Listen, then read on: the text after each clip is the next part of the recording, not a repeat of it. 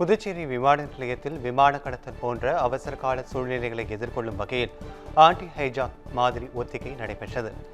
மத்திய விமான போக்குவரத்து பாதுகாப்பு அமைப்பான BCAS வெளியிட்டிருந்த அட்டவணையின்படி நடைபெற்ற இந்த ஒத்திகையின் மூலம் விமான கடத்தல் போன்ற அவசர சூழ்நிலை ஏற்பட்டால் பல்வேறு பாதுகாப்பு மற்றும் மீட்பு அமைப்புகள் ஒருங்கிணைந்து எவ்வாறு செயல்படுகின்றன என்பது சோதிக்கப்பட்டது.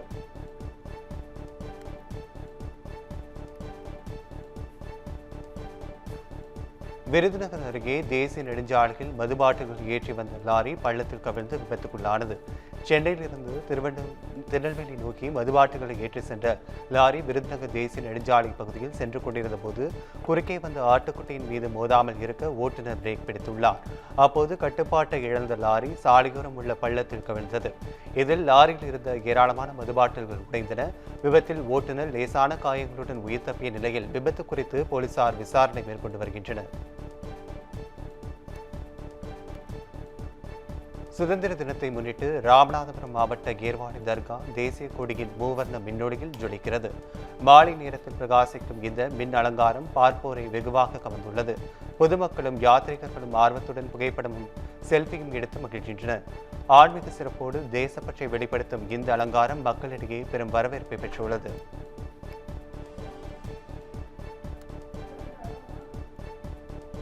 ஈரோட்டில் தொடர் திருட்டு மற்றும் வழிப்பறி குற்றங்களை தடுக்கும் வகையில் போலீசார் இரவு நேர ரோந்து பணியை தீவிரப்படுத்தியுள்ளனர்.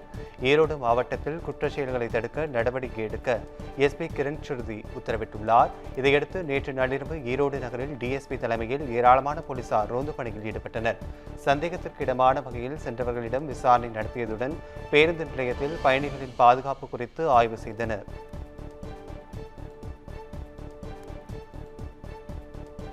சிவகங்கை மாவட்டம் மானாமதுரை அருகே கொத்தடிமைகளாக இருந்த 2 குடும்பத்தைச் சேர்ந்த 3 குழந்தைகள் உட்பட 7 பேர் மீட்கப்பட்டுள்ளனர். குஞ்சுகாரநேந்தர் மற்றும் வேளாண் கிராமத்தில் சிறு குழந்தைகளுடன் கொத்தடிமை முறையில் சிலர் ஆடு மேய்க்கும் பணியில் ஈடுபட்டதாக கிடைத்த தகவலின் அடிப்படையில் வருவாய்த்துறையினர் விசாரணை நடத்தி தஞ்சை மாவட்டத்தைச் சேர்ந்த விஜயகாந்த் சகுந்தலா தம்பதி, அவர்களது குழந்தை சுரேஷ் அம்பாள் தம்பதி, அவர்களது 2 குழந்தைகள் என 7 பேரை மீட்டனர். நிவாரண உதவிகள் வழங்கி அவர்கள் சொந்த ஊர் அனுப்பி வைக்கப்படுவார்கள் என்றும் கொத்தடிமை பணியில் அமர்த்தியவர்கள் மீது நடவடிக்கை எடுக்கப்படும் என அதிகாரிகள் தெரிவித்துள்ளனர்.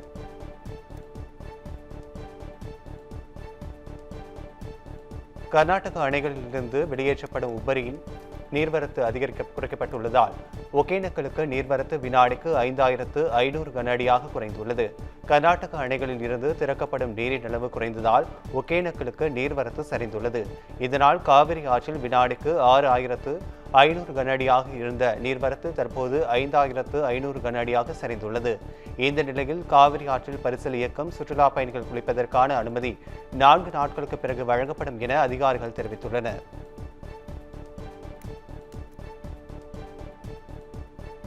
ஈரோடு மாவட்டம் தாளவாடி மலைப்பகுதியில் உள்ள குடியிருப்பு பகுதிக்குள் நுழைந்த 2 காட்டு யானைகளை 3 மணி நேரம் போராடி வனத்துறையினர் வனப்பகுதிக்குள் விரட்டினர். திகினாரை கிராமத்தில் உணவு தேடி வந்த 2 காட்டு யானைகள் விவசாய தோட்டங்களில் நுழைந்து பயிர்களை சேதப்படுத்தின. இதுகுறித்து தகவலறிந்து சம்பவ இடத்திற்கு சென்ற வனத்துறையினர் விவசாயிகளுடன் இணைந்து டார்ச் லைட் பயன்படுத்தியும் ரோந்து வாகனத்தின் மூலம் சைரன் ஒலி எழுப்பியும் யானைகளை வனப்பகுதிக்குள் விரட்டினர்.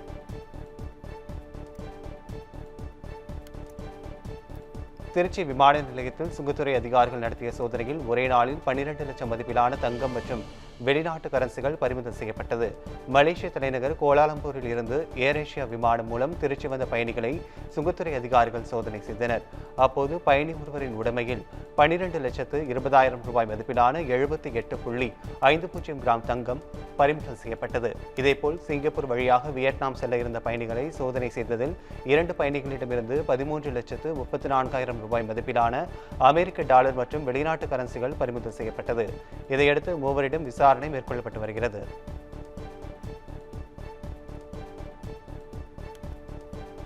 கோவையில் பெண் அடித்து கொலை செய்யப்பட்ட வழக்கில் ஒருவரை கைது செய்த போலீசார் விசாரணை செய்து வருகின்றனர். பாபநாயக்கன் பாளையம் பகுதியைச் சேர்ந்த 58 வயது பெண்மணி சாந்தி என்பவரை மர்ம நபர்கள் கொடூரமாக தாக்கி கொலை செய்துவிட்டு வீட்டு உபயோகப் பொருட்கள் மற்றும் கைப்பை ஆகியவற்றை திருடிச் சென்றனர். இந்த சம்பவம் தொடர்பாக வழக்கு பதிவு செய்த போலீசார் 6 தனிப்படைகள் அமைத்து விசாரணையை தீவிரப்படுத்தினர். அருகில் உள்ள CCTV காட்சிகளை கைப்பற்றி விசாரணை செய்த போலீசார் குற்றச்சம்பவத்தில் ஈடுபட்டு தப்பிச் சென்ற நபரை கைது செய்து விசாரணை மேற்கொண்டு வருகின்றனர். சுதந்திர தின விழாவையொட்டி ரயில்வே பாதுகாப்பு படை ஐஜி சென்னை நுங்கம்பாக்கத்தில் இருந்து தாம்பரம் வரையிலான ரயில் வழித்தடத்தில் இன்று திடீர் பாதுகாப்பு பரிசோதனை மேற்கொண்டார். அப்போது பயணிகளின் பாதுகாப்பு மற்றும் கள நிலவரங்களை ஆய்வு செய்த அவர் நுங்கம்பாக்கத்தில் இருந்து தாம்பரம் வரை செல்லும் ரயிலில் பயணம் செய்தார். அப்போது அவர் பயணிகளிடையே விழிப்புணர்வு ஏற்படுத்தினார்.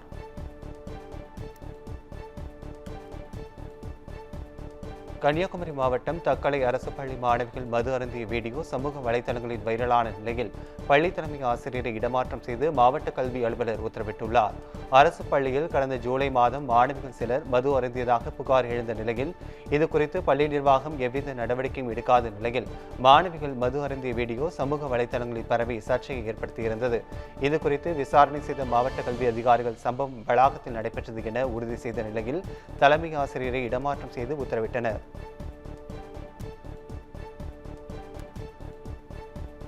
பெரம்பலூர் மாவட்டம் குன்னம் அருகே தேர் திருவிழாவின் முன்னேற்பாட்டின் போது உயர் மின்னழுத்த கம்பியில் தேர் உரசியதில் 2 பேர் பரிதாபமாக உயிரிழந்தனர்.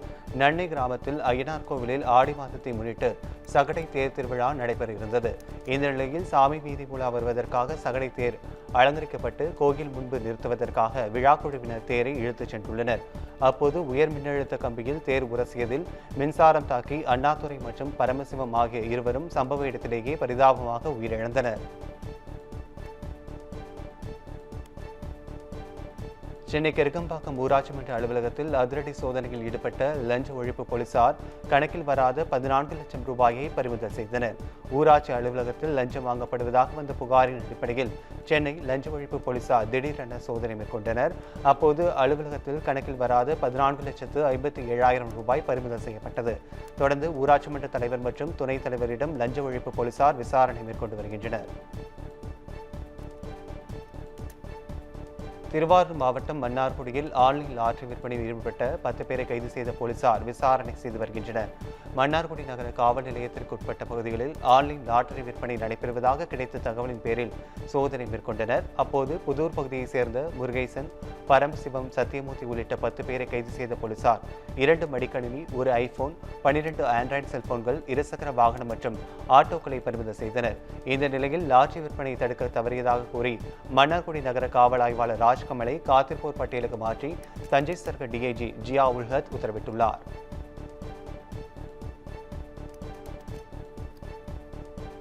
சுதந்திர தின விழாவை முன்னிட்டு பாதுகாப்பு ஏற்பாடுகளின் ஒரு பகுதியாக விழுப்புரம் மாவட்ட காவல் கண்காணிப்பாளர் எஸ் மணிவாதன் தலைமையில் காவல்துறையினர் மாவட்டம் முழுவதும் நள்ளிரவில் அதிரடி சோதனையில் ஈடுபட்டனர். விழுப்புரம், திண்டிவனம் ரயில் நிலையங்களில் ரயில்வே காவல்துறையினரும் ரயில்வே பாதுகாப்பு படையினரும் தீவிர சோதனையை மேற்கொண்டனர்.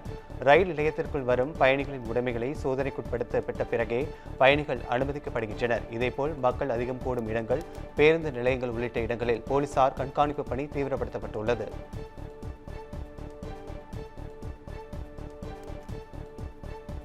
நீலகிரி மாவட்டம் கூடலூர் அருகே கிராமத்திற்குள் நுழைந்து உலாவரும் யானையால் பொதுமக்களிடையே அச்சத்தை ஏற்படுத்தியுள்ளது. அத்திப்பள்ளி கிராமத்தில் வீடுகள் அதிகம் உள்ள பகுதியில் உணவு தேடி காட்டு யானை உலா வந்துள்ளது. அப்போது அங்குள்ள வீடு ஒன்றின் முன் நின்று யானை சிறிது நேரம் நோட்டமிட்டபடி நின்றது. சிறிது நேரத்தில் அங்கு உணவு ஏதும் இல்லாத நிலையில் அங்கிருந்து மெதுவாக நடந்து சென்றது.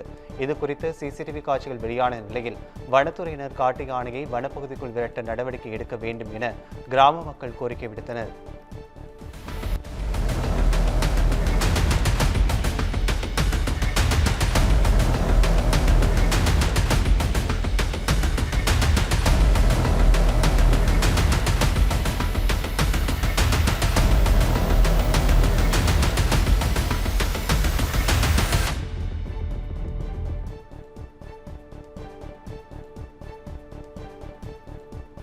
கோவை மாவட்டம் மேட்டுப்பாளையம் அருகே வீட்டின் முன்பு இருந்த வாழை மரத்தை காட்டு யானை ருசி பார்த்து சென்றது.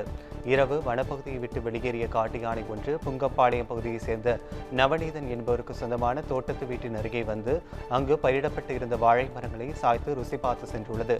இது குறித்த சிசிடிவி காட்சிகள் வெளியாகியிருக்கின்றன.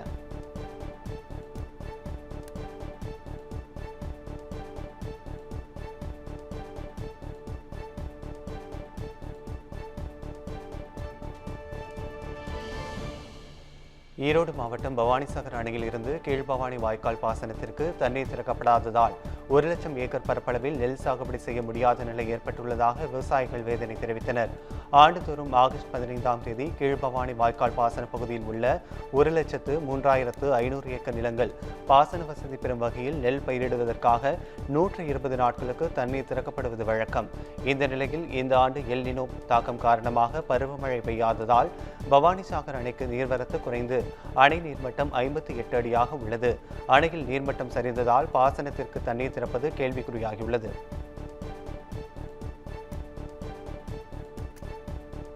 சென்னை தாம்பரம் அருகே அங்கன்வாடி மையம் அரசு குழந்தைகள் நல மையத்தில் 4 வயது பெண் குழந்தைக்கு உடலில் அங்கன்வாடி ஆசிரியர் சூடு வைத்த சம்பவம் அதிர்ச்சியை ஏற்படுத்தியுள்ளது. வரதராஜபுரம் பகுதியைச் சேர்ந்த கிறிஸ்தராஜ் பிரீதா தம்பதியினருக்கு 4 வயதில் அனன்யா என்கிற பெண் குழந்தை உள்ள நிலையில் தம்பதியினர் இருவரும் வேலைக்கு செல்வதால் சிறுமியை அவர்களது பெரியம்மா மற்றும் பாட்டி வளர்த்து வந்துள்ளனர். இந்த நிலையில் சிறுமி வீட்டின் அருகே உள்ள அங்கன்வாடி மையத்தில் சேர்த்துவிட்ட நிலையில் அங்கு பணிபுரியும் ஆசிரியர் சிறுமியின் உடலில் சூடு வைத்ததாக கூறப்படுகிறது. இதையடுத்து சிறுமியை அரசு மருத்துவமனையில் அனுமதித்த நிலையில் ஆசிரியர் மீது உரிய நடவடிக்கை எடுக்க வேண்டும் என உறவினர்கள் கோரிக்கை விடுத்தனர். பாப்பா பேர் அனானியா. 1.5 மாசமா விட்டு இருக்கோம். அடிக்கடிக்கு குழந்தை தீ காயத்தோட வருது, கையில கால்ல எல்லாம். சரி வீட்டுலதான் ஏதோ பண்ணுது அப்படின்னு நினைச்சுட்டு இருந்தோம். அப்புறம் பார்த்தா சைலன்ஸ்ல சூடு வச்சுற மாதிரி இருக்குது, கால்ல பட்ட 4 வாட்டி வச்சிருக்குது. அப்ப என்னதான் ஆச்சுன்னு தெரியலையே. அது சரி பால்வெளில தான் சாப்பாடு யானை தான் வச்சிருந்தா போய் வராசி சூடு என்ன வச்சுட்டு இருக்கோம் நாங்க நினைச்சோம். அப்புறம் நேத்து காலையில குளிப்பாட்டிட்டு போய் எங்க வீட்டுக்கு தான் விடப்பானாரு. 1 மணிக்கு தூக்கிட்டு வரும்போது பார்த்தா அப்படியே தண்ணி வெட்டிடுது, சூடு வச்சு அழிச்சிட்டு இருக்காங்க. இப்படி தேய்ச்சிருக்க கொப்பளம் ஆயிட்டு இருக்குது, தொடச்சிருக்காங்க, ரோஸ் கலர்ல இருக்குது, அப்படியே தண்ணி வெட்டிது. உடனே குழந்தை தூக்கிட்டு நானும் என் மருமல போய் கேட்க போனோம். சூடு 1 மாசமா விட்டு வச்சிருக்காங்க. அங்கங்க கொப்பளம் இப்ப 2 கால்ல இப்படி பட்டையா வச்சிருக்காங்க, கரண்டில காய்ச்சி வச்சிருக்காங்க. பாருங்க புள்ளிய பாருங்க, நான் போய் சொன்ன புள்ளிய பாருங்க, அந்த சூடுக்காக என்னன்னு பாருங்க, நீங்களே பாருங்க. சிவகங்கை மாவட்டம் மானாமதுரையில் வீட்டின் முன் நிறுத்தப்பட்டிருந்த இருசக்கர வாகனத்தை மர்ம நபர்கள் திருடிச் செல்லும் சிசிடிவி காட்சிகள் வெளியாகி பரபரப்பை ஏற்படுத்தியுள்ளது. மரக்கடை பகுதியில் வீட்டின் முன் இருசக்கர வாகனம் ஒன்று நிறுத்தப்பட்டிருந்தது. அப்போது மற்றொரு இருசக்கர வாகனத்தில் வந்த 2 பேர் தாங்கள் வந்த வாகனத்தை நிறுத்திவிட்டு அக்கம் பக்கம் நோட்டமிட்டுவிட்டு சாலையில் நிறுத்தப்பட்டிருந்த இருசக்கர வாகனத்தின் பூட்டை உடைத்து திருடிச் சென்றனர். இந்நிலையில் மானாமதுரையில் வாகன திருட்டு சம்பவங்கள் அதிகரித்து வருவதாகவும் இதனை தடுக்க ரோந்து பணிகளை போலீசார் அதிகப்படுத்த வேண்டும் என்றும் பொதுமக்கள் கோரிக்கை விடுத்துள்ளனர்.